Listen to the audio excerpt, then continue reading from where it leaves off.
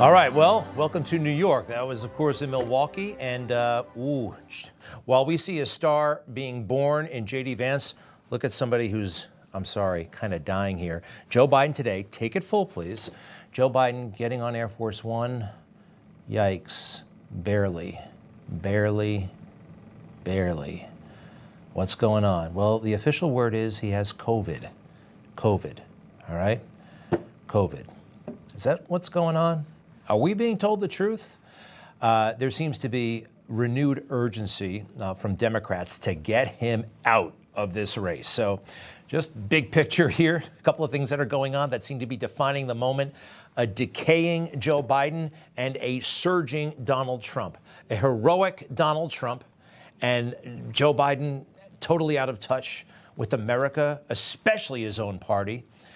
And we'll never forget what we saw the other day. And we will never stop searching for the answers.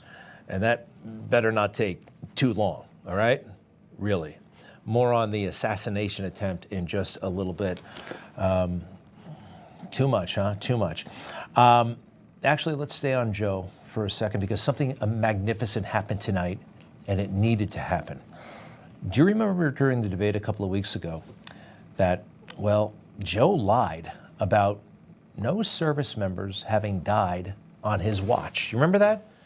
He said it out loud. Nobody has died since I become president in the U.S. military. Take a look.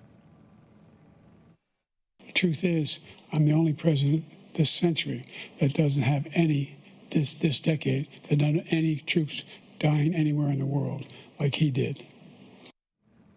It's one of the worst mistakes, lies, whatever you want to call it, ever in presidential history.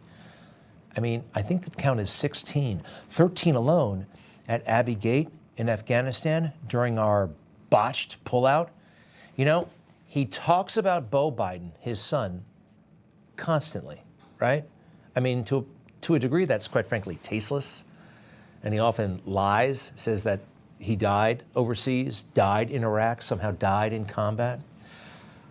But he ignores these heroes and their families. That wasn't just a gaffe, that was a horrific moment. Well, it was finally answered today by some Gold Star families. They took to the stage and they just let Joe Biden have it and gave themselves the respect that they so richly deserve. David Espinoza.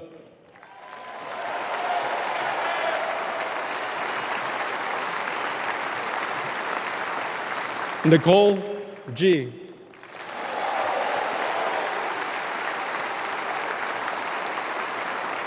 Taylor Hoover.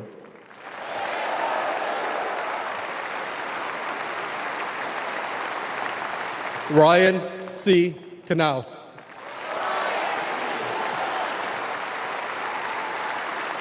Riley McCollum.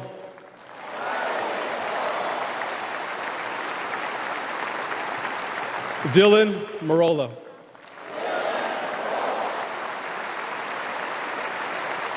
Kareem Nakui. Dagan Page.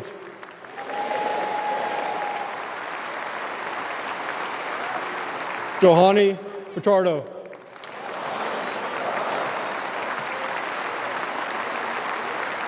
Humberto Sanchez.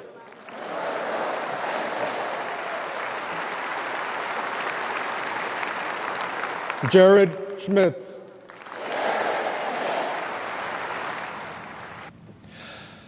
Beautiful and so appropriate. How could Joe Biden do that? How could he?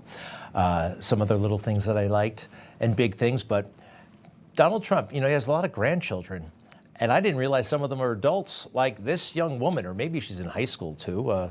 We can take a look at her. I think her name is Kai, and she spoke about what a great granddad she has and what it's like growing up Trump. I thought that was really great. But so much anticipation. We just saw the J.D. Vance speech. The main event, of course, comes tomorrow. Donald Trump will accept the nomination. We saw him inspect the podium, kind of get an orientation today as to what he'll deal with tomorrow. It's kind of standard. Every nominee does this before taking the nomination, getting the nomination.